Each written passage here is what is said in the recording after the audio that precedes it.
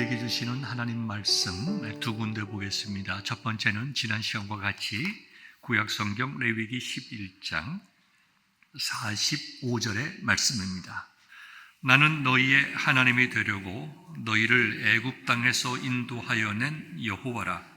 내가 거룩하니 너희도 거룩할지어다. 신약성경 요한복음 4장 23절 24절의 말씀입니다. 이 말씀도 우리 스크린 보면서 같이 읽으면 좋겠습니다. 이제 읽겠습니다.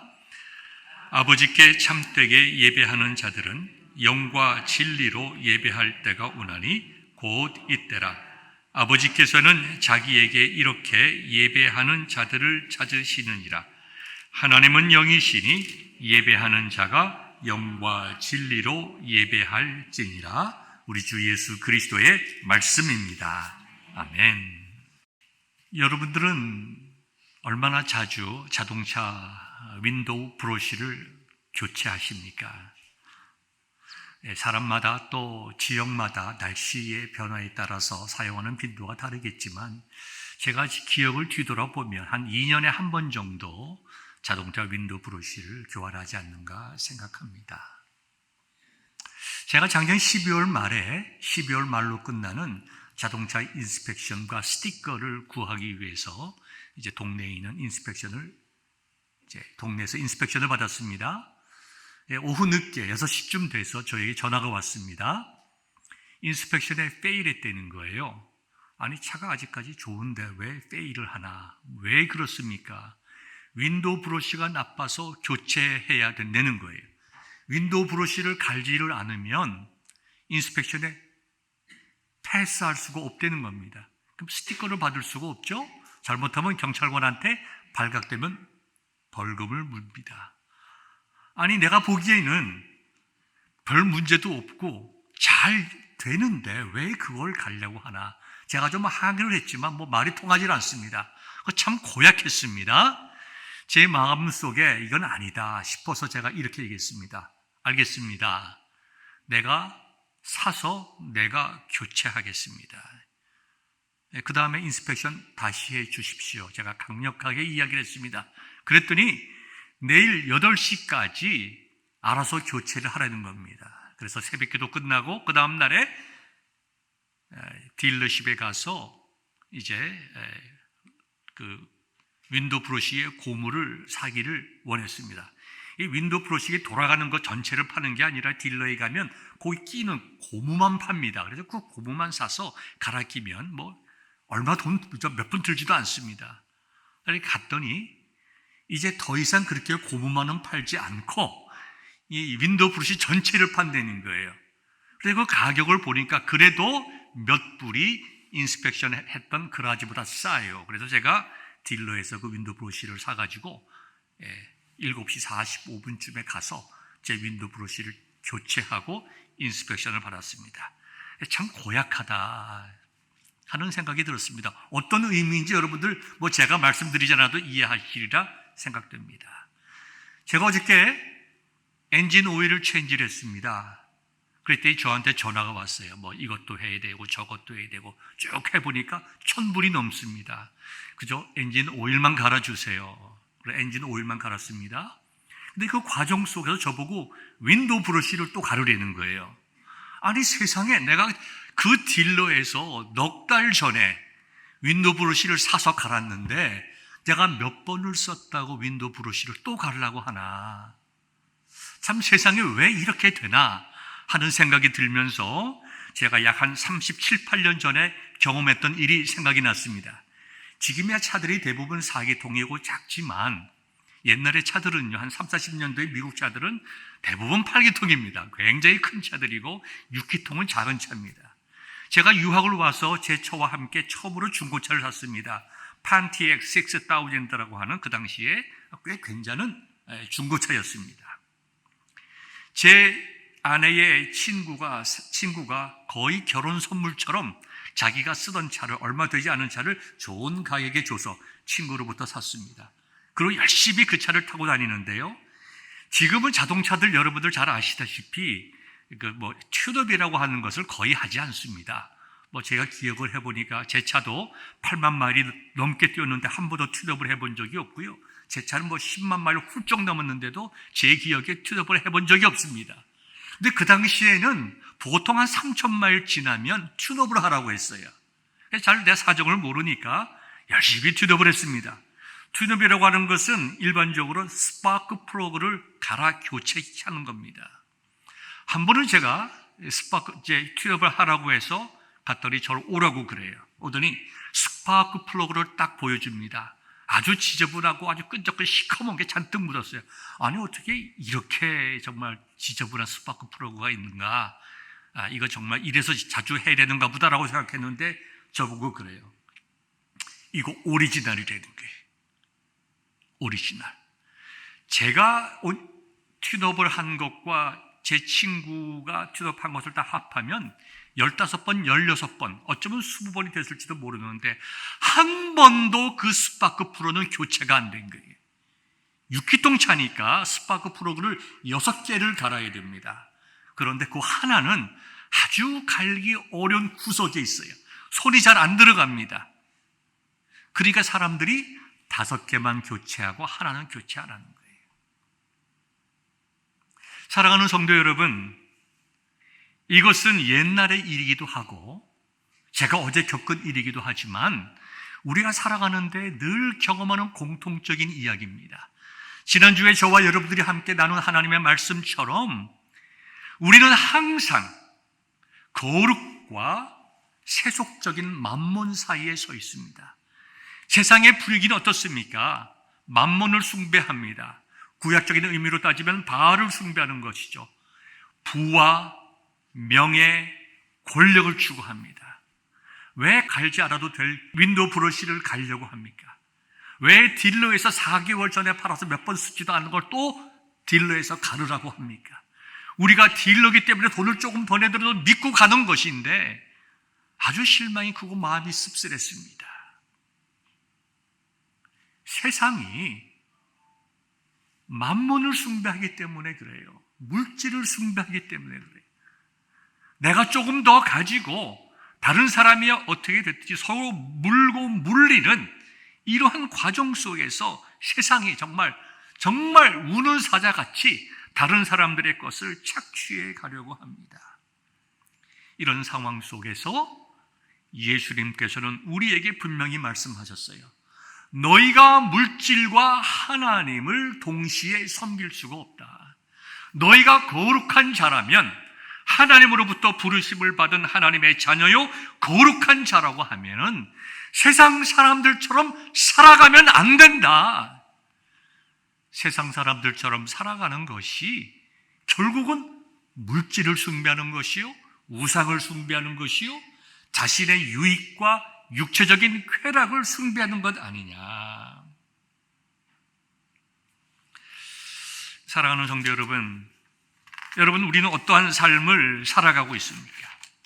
저와 여러분들은 어떠한 삶을 살아가고 있습니까? 오늘 본문의 말씀을 보면 레위기 11장 46절에서 이렇게 기록하고 있습니다. 나는 너희의 하나님이 되려고 너희를 애굽 땅에서 인도하여 낸 여호와라. 하나님께서 우리의 하나님이 되시기 위하여 애굽에서 이스라엘 백성들을 인도하여 내셨다는 거예요. 이거를 우리가 현대의 말로 바꾸어 말하면 내가 너희들을 구원하기 위해서 내 아들 예수 그리스도를 보내 주었고 그 예수 그리스도의 십자가의 보혈의 은총을 믿는 너희들과 함께 교제하기 위하여 내가 너희를 구원해 내었다. 하나님께서 우리를 구원하신 이유는요, 우리와 만나시고 우리와 사랑을 나누시고 우리와 영적인 교제를 하시기 위함입니다. 그래서 하나님께서 우리를 구원해 내신 거예요. 하나님께서 아담과 하와를 창조하신 에덴 동산으로 돌아가 봅시다. 그들이 범죄하지 않았을 때에 하나님과 아주 친밀한 관계였습니다. 하나님과 대화했습니다. 하나님께서 그들을 직접 부르시고 그들이 그들의 귀로 하나님의 음성을 들었습니다. 하나님께서 그들에게 신령한 복을 주셨어요. 생육하고 번성하라, 땅에 충만하라, 모든 창조 피조물들을 다스리라고 했습니다. 이것은 지금 우리가 생각하고 있는 정복과 그것을 뛰어넘어서 하나님께서 창조하신 그 모든 것을 마음껏 누리는 영적인 축복을 말씀하고 있는 것입니다. 그와 같은 관계, 그와 같은 아름다운 교제, 그와 같은 행복과 기쁨을 우리로 하여금 다시 한번 누릴 수 있도록 선택하시고 부르시고 구원해 주셨잖아요. 구약의 개념을 따르면 그래서 이스라엘 민족들이 애굽에서 고난당하고 있을 때에, 죄의 사슬과 노예로 있을 때에 그들을 구원해 내셔서 그들의 하나님 되시고 아담과 하와를 창조하시고 기뻐하셨던 하나님의 그 기쁨을 하나님께서 누리시고 다시 한번 죄의 사슬과 고통에서부터 참으로 자유와 기쁨과 신령한 복을 누릴 수 있도록 이스라엘 백성들을 구원해 내셨잖아요. 저와 여러분들 예수 그리스도의 십자가의 은혜로 구원해 주셨지 않습니까? 그런데요, 이 말씀을 하신 후에 하나님이 이어서 하신 말씀이 무엇입니까? 다시 한번 읽어보겠습니다. 나는 너희의 하나님이 되려고 너희를 애굽 땅에서 인도하여 낸 여호와라 하신 후에 내가 거룩하니 너희도 거룩할지어다. 하나님께서 하나님의 가장 중요한 속성 거룩을 말씀하셨습니다. 그리고 내가 거룩하니 너희도 거룩하라. 지난 시간에 말씀하신 대로 우리가 세상에 노예로 있을 때에, 사탄의 지배 속에 있을 때에 우리를 구원하시고 그 사탄의 지배로부터 우리를 자유케 하셨습니다. 그래서 우리가 세상 속에 있다가 악한 영의 지배를 받다가 멸망의 길로 가다가 자리를 옮겨서 하나님 편에 붙어 있게 됐습니다. 하나님 편에 서 있게 됐습니다. 완전히 세상과 분리되어 하나님께서 우리를 향하여 너는 거룩하다라고 선포해 주셨습니다. 거룩이라고 하는 것은 분리를 말한다고 말씀드렸습니다. 악으로부터 분리되어 진리로, 죽음으로부터 분리되어 생명으로, 우상 숭배하는 것으로부터 분리되어 하나님을 찬양하고 경배하는 자로 세워진 것이 거룩이라고 말씀을 드렸습니다. 하나님께서는 우리를 거룩하다고 선포하신 것뿐만 아니라 우리가 이사야서 49장 16절부터 49장 14절부터 16절에 보니까 이렇게 말씀하셨습니다. 여인이 어찌 그 젖 먹는 자식을 잊겠으며 자기 태에서 난 아들을 긍휼히 여기지 않겠느냐. 그들은 혹시 잊을지라도 나는 너를 잊지 아니할 것이라. 내가 너를 내 손바닥에 새겼고. 하나님께서 우리를 구원해 내신 후에 거룩하다 말씀하시고 우리와 함께 하시고 잊지 아니하시고 너희의 이름을 내 손바닥에 새겼다고 말씀하시므로 하나님께서 우리와 떠나지 아니하시고 교제하시는 것입니다.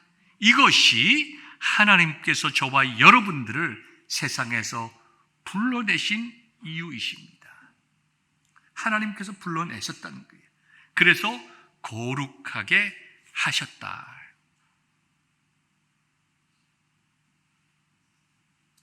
우리가 성경을 볼 때에 이 거룩이라는 개념을 가지고 이해하는 것이 참 중요합니다. 우리가 하나님께서 우리를 만세전에 선택하시고 하나님의 때에 우리를 부르시고 그 다음에 우리에게 예수 그리스도를 믿게 하시고 그 다음에 믿게 된 우리를 정말 의롭다고 칭하시고 하나님의 자녀 만들어주시고 예수 그리스도를 닮아가게 하시다가 영원한 천국에 들어가게 하시는 이 하나님의 구원의 프로세스를 우리가 거룩이라고 하는 프레임을 통해서 바라보면 참 우리의 실생활 속에 큰 도움이 됩니다. 아, 그렇구나. 나는 본래 원죄를 가지고 구원받지 못한 자였는데, 구원에 이르지 못하고 멸망으로 가는 자인데, 하나님께서 나와 만나 주시기 위해서, 나와 교제하기 위해서, 나를 하나님의 백성으로 삼으시고 사랑해 주시기 위해서, 내가 정말 신령한 복을 누리고 하나님의 나라에 영원히 살게 하시기 위해서, 거룩하게 세워주시기 위해서 나를 이렇게 부르셨구나. 하나님이 나를 거룩한 자라고 말씀해 주시는구나. 그걸 다르게 표현하면 우리가 믿음으로 의롭게 되었다, 칭의라고 하는 것이죠. 그러면 우리가 이렇게 하나님의 은혜 가운데 살고 있습니다. 하나님의 은혜 가운데 거룩하게 되었는데요, 우리가 예수님을 믿으면서도 우리의 삶 속에 여러 가지 어려움이 많이 있습니다. 내가 참 예수님을 믿는데 왜 이렇게 어렵고 힘든가? 왜 내 삶이 곤고한가? 내 삶이 이렇게 무의미한가? 왜 내가 정말 하나님 앞에 바르게 살지 못하는가? 우리가 결혼을 생각을 하면 이 문제를 쉽게 이해할 수가 있습니다. 한 남자와 한 여자, 결혼이라고 하는 것은요, 한 남자와 한 여자의 결합입니다. 요즘 유행처럼, 시대 정신에 따라서 이야기하는 것처럼, 어느 교단에서 이야기하는 것처럼, 한 인격자와 한 인격자, 그것이 남자이든 여자이든 상관없이 한 사람과 한 사람의 만남이 결혼이다. 여러분, 성경은 그렇게 말씀하고 있지 않습니다. 그것은, 이 동성연애라고 하는 것은 근본적으로 하나님의 말씀을 거역하는 것입니다. 이런 일들이 왜 나타나는가? 이런 일들이 왜 나타나는가? 개인이든 무엇이든 우리가 하나님 편에 서 있는 사람으로서 우리의 삶의 현장 속에서 거룩한 삶을 살아내지 못하기 때문에 오는 그런 현상들이에요. 가장 중요한 원인은 우리가 거룩에 서 있지 못하기 때문입니다. 다시 결혼으로 돌아가 봅시다. 한 사람의 남자와 한 사람의 여성이 결혼합니다. 그래서 이제 신고를 하게 되면 법적으로 부부가 됩니다. 그러면 검은 머리가 흰 머리가 될 때까지 우리가 서로 사랑하고 정말 기쁠 때나 슬플 때나 위로하고 격려하고, 그리고 결혼 서약이 있잖아요. 그런 결혼 서약대로 살면 참 좋겠죠. 근데 우리가 실제 삶 속에서 결혼 서약처럼 살지 못할 때가 많이 있습니다.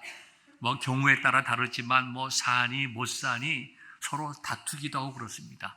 여러분, 다툰다고 해서, 싸웠다고 해서 부부가 아닙니까? 결혼이 무효가 됩니까? 갈등이 있다고 해서 결혼이 비합법적인 것으로 됩니까? 결혼 서약을 제대로 지키지 못했다고 해서 결혼이 무효가 됩니까? 아니지요. 분명히 바른 서약을 하고 좋은 가정을 가지고 좋은 남편, 좋은 아내가 되기를 원하지만 인간의 연약함으로 인해서, 오래 참지 못함으로 인해서 부부간의 갈등과 다툼이 생깁니다. 그래서 심지어 하나님께서 아주 싫어하시는 이혼까지도 하게 되는 것이죠. 그러나 여러분, 사도 바울은 우리에게 이렇게 말씀하셨습니다. 나는 너희를 예수 그리스도의 신부가 되게 하기를 원한다. 되기를 원한다. 나는 중매장이다. 여러분들은 예수님의 그리스도의 신부입니다. 사도 바울은 예수님을 만나서 구원을 받고 새로운 삶을 살아가는 것을 결혼에 비유했습니다. 그런데요, 성경에서 말하는 결혼에는 이혼이라는 것은 없어요. 그래서 교회에서는 결혼 서약을 할 때에 하나님께서 맺어주신 짝을 사람이 나누지 못할지니라. 우리가 살다 보면 이혼하신 분들도 많이 계십니다. 다 우리가 용서받을 수 있는 것이지만 하나님께서 기뻐하시는 일은 아니다. 우리가 호세아서에 보면 고멜이라고 한 여성이 나옵니다. 호세아의 이 선지자의 아내입니다. 그런데 이 여성이 어떻게 됐는지 자꾸 집에서 가출을 합니다. 가출을 해서 몸을 파는 자리에까지 이릅니다. 현대적으로 보면 있을 수 없는 일이고 결혼의 당연한 사유가 되지요. 성경적으로 보더라도 하나님께서 기뻐하시는 일은 아니지만 인간의 연약함으로 인해서 눈 감아주시고 넘어가시는 케이스입니다. 그런데 하나님께서는 원리를 말씀하세요. 데려다가 살아라. 용서하고 데려다가 살아라. 한 번, 두 번, 세 번. 그 세 번 나오지만 그 얘기는 뭐예요? 항상 용서하고 살아라. 마찬가지입니다. 우리는 하나님의 구원하심을 통하여 법적으로 거룩한 자로 인정을 받았습니다. 하나님께서 법적으로 우리를 거룩한 자라고 말씀하시고 선포해 주셨습니다.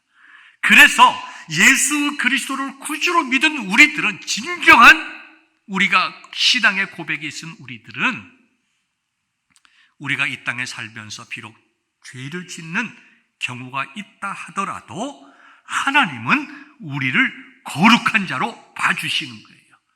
예수님의 표현을 볼까요? 예수님께서 잡히시기 전날 밤에 제자들의 발을 씻어줬습니다. 6월절 마지막 만찬에서 베드로가 얘기를 합니다. 예수님, 제 발은 못 씻기십니다.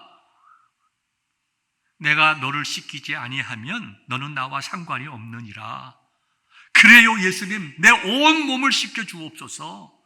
나는 이미 내 몸이 씻긴 자다. 내가 다니면서 먼지가 묻은 발만 씻으면 된다. 여러분, 저와 여러분들은 씻김을 받은 자예요. 예수 그리스도의 보혈의 은총으로 깨끗하게 씻김을 받은 자이고, 하나님께서 그래서 우리를 거룩하다고 말씀하시고 다르게 표현하면 의롭다고 말씀해 주신 것입니다. 그래서 저와 여러분들은 참된 신앙의 고백이 있다면 우리는 다 하나님 앞에서 거룩한 자들이다. 그런데 부부가 합법적으로 결혼했음에도 불구하고 갈등과 다툼이 있는 것처럼 하나님께서 우리를 의롭다고 하시고 우리가 거룩한 자임을 알지만 부부가 연약해서 갈등과 아픔을 느끼듯이 우리 역시 우리의 삶 속에서 거짓됨을 경험하고 죄악을 경험한다. 피할 수 없는 인간의 연약함 속에서 우리는 부패한 모습을 드러낸다는 것입니다. 그래서 하나님께서는 다시 부르시는 거예요. 우리를 잊지 아니하시고 우리를 버리지 아니하시고 호세아의 아내 고멜처럼 썩어져가는 세상 속에 뒹굴고 있다 하더라도 우리를 부르셔서 사랑하시고 용서하시고 씻기시고 거룩한 자처럼, 본질상 거룩한 자이니 거룩한 자처럼 살아갈 수 있도록 우리에게 은혜를 베풀어 주시는데, 그것이 가장 기초적이고 첫 단계가 예배입니다. 그래서 예배가 중요한 거예요. 하나님께서는 예배를 통해서 우리를 만나 주십니다. 하나님께서는 우리를 예배의 자리로 불러주세요.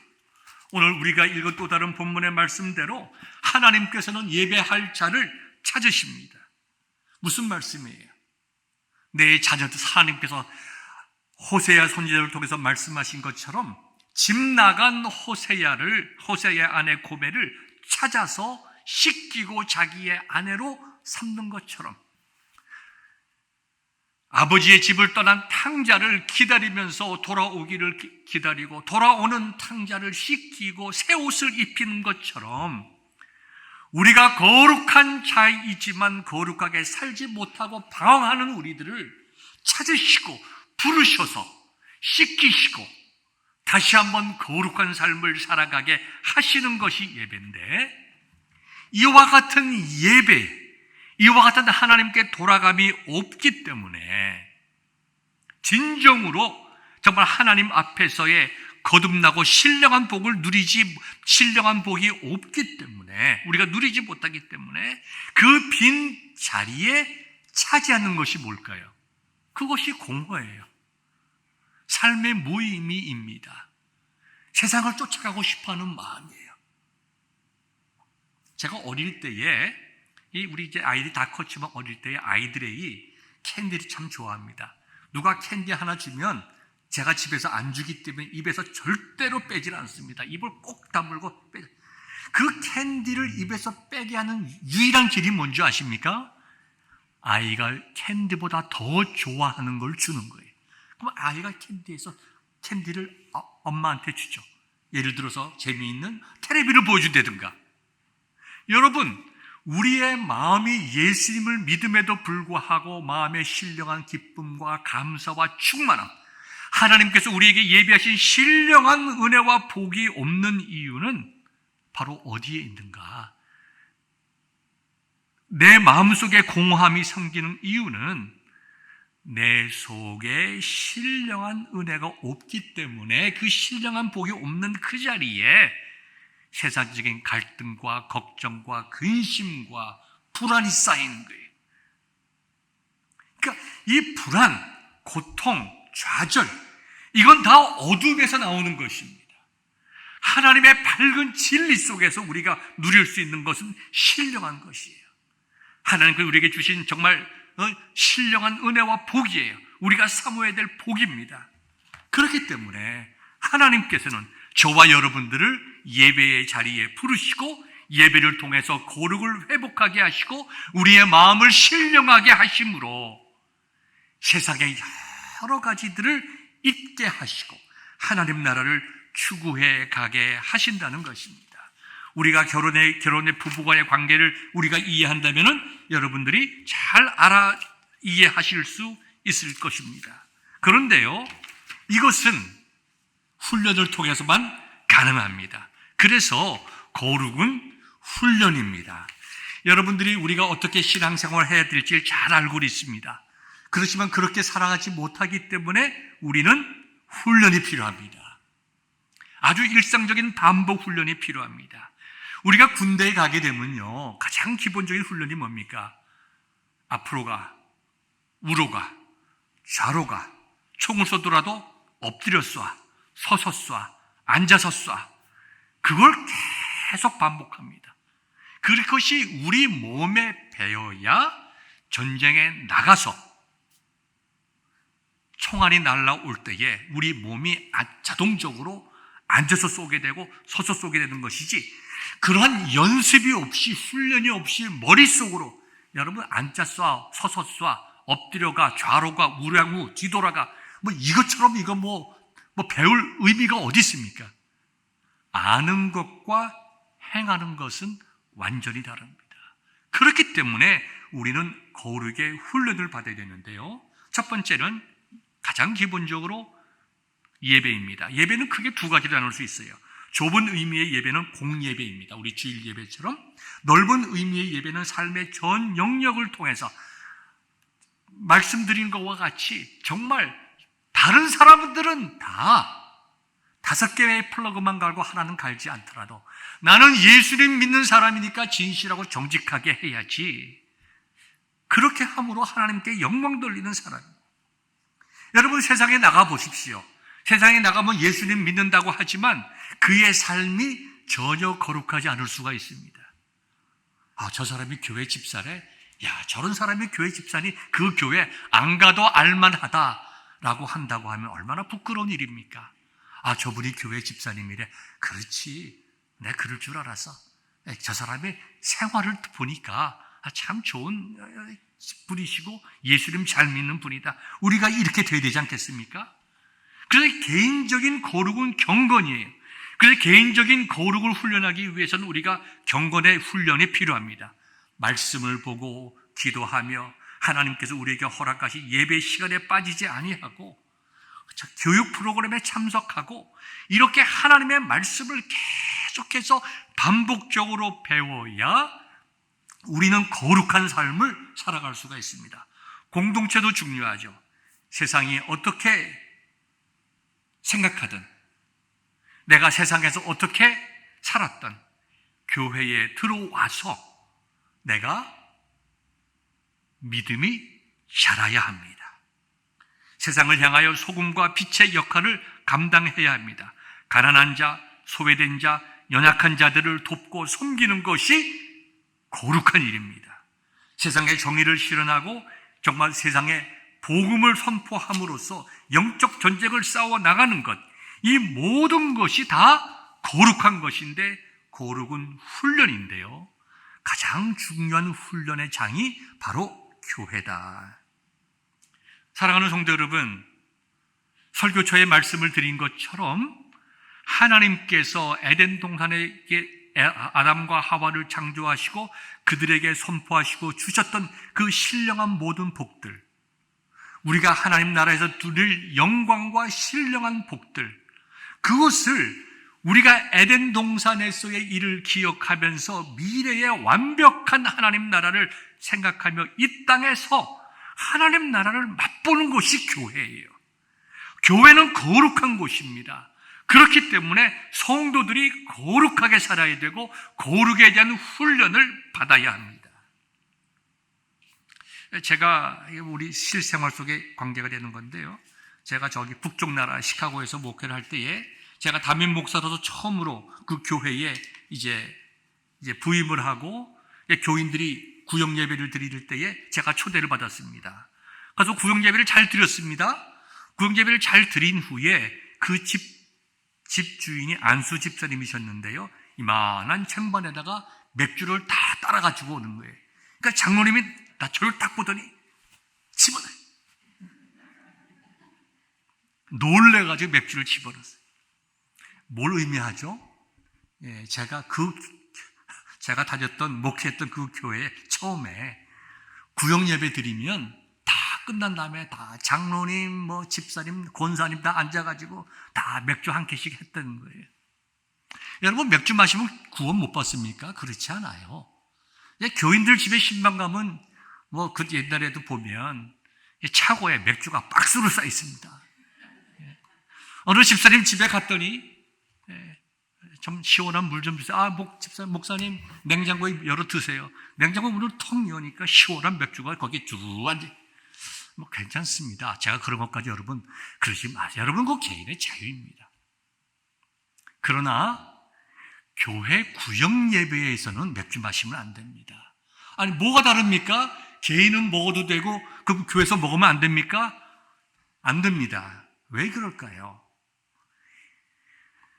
세상에서 우리가 누리고 즐길 수 있는 것이 있다 하더라도, 개인의 양심과 자유라고 하더라도, 공동체로 모인 예수 그리스도의 이름으로 모인 그곳은 거룩한 곳이고 서로가 정말 죄악된 모습을 벗어버리고 영적인 도전을 받고 함께 성장해야 될 곳이기 때문에 믿음의 공동체인 교회에서는 세상적인 일을 하지 말아야 합니다. 또 다른 예를 들어볼까요? 제가 오래전에 읽은 그 글인데요, 한국에서 있었던 일입니다. 여전도에서 기도원에 갔습니다. 기도원에 가서 열심히 기도합니다. 열심히 기도하고 울고불고 기도합니다. 그 다음에 기도원에서 기도하고 내려와요. 같이 모여서 식사합니다. 그리고 노래방 가서 신나게 노래합니다. 거기 권사도 필요 없어요. 집사도 필요 없어요. 와서 노래 부르고 춤추고. 제가 물어보겠습니다. 제가 여러분들과 함께 노래방 가서 남진의 저 푸른 초원 위에 그림 같은 집을 짓고 제가 다리 흔들면서 노래 부릅니다. 여러분 저보고 그럴 거예요. 예! 목사님 최고! 오빠! 그럴지 모르겠어요.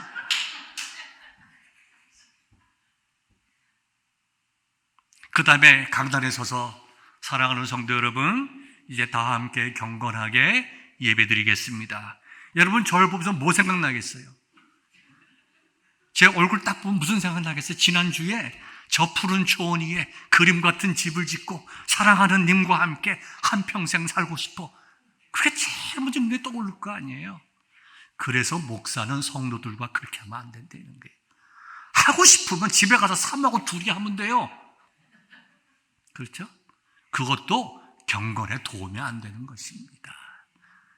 교회가 하나님의 이름으로, 예수님의 이름으로 모여서 할 수 있는 것이 있고 하지 말아야 할 것이 있어요.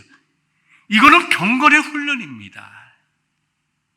성도들이, 저도 이게 푸드라인에 가면 가끔 다른 교회 교인들이 맥주를 갖다 박스로 사가는 걸 제가 가끔 봅니다. 제가 뭐라고 안 하면 못 붙여가고 지나가죠. 제가 뭘 얘기를 하겠어요. 우리 교회 교인도 아닌데. 그러면 안 됩니다. 교인들이, 경건은 훈련입니다. 내가 하고 싶은 건 많고 세상적으로 호기심도 있고 많은 것을 다 내가 절제할 때에, 그때의 영적인 힘이 나오는 거예요.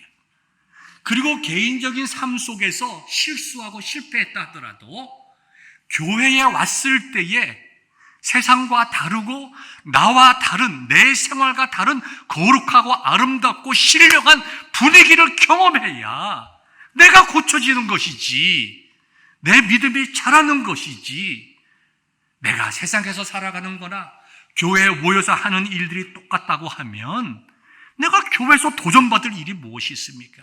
아무리 하나님의 말씀을 듣는다 하더라도 나와 너의 관계 속에서 다 허물어지는 거예요. 기도원에 가서 정말 열심히 기도해서 마음속에 그 은혜를 사모하고 그 은혜를 지키고 개인적으로 더 말씀 보고 기도함으로써 내가 신령한 자리에, 거룩한 자리에 이르러야지. 거기서 기도원에 내려와서 노래방 가가지고 세상 유행가 부르고 앉아있고 권사도 부르고 집사도 부르고 춤추고 댄스하고 재밌다 하지만 신령한 은혜를 다 잊어버리는 거예요. 우리는 그러면 안 돼요.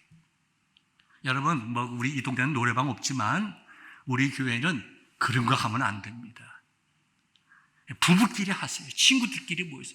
교회의 이름으로 모여서 그런 거 하는 것 하나님께서 기뻐하지 않습니다. 그리고 교회 지도자들은 제가 말씀드린 것처럼 그런 면에서 좋은 모범을 보여야 그게 교회의 지도자지. 세상적인 노래를 구역원들 앞에서 부른다든가, 목사가 야유회 가가지고 목사님 앵콜 한다고 해서 자기가 들떠가지고 유행가나 멋지게 뽑는다고 하면 그건 이미 목사로서의 자격이 없는 겁니다. 이게 다 우리가 해 나가야 할 거룩함의 훈련이다. 하나님께서 우리에게 말씀하셨어요. 나는 너희를 구원해낸 하나님이다. 내가 거룩하니 너희도 거룩하라. 사랑하는 성도 여러분, 거룩한 성도 될 수 있기를 주님의 이름으로 축원합니다. 기도하겠습니다.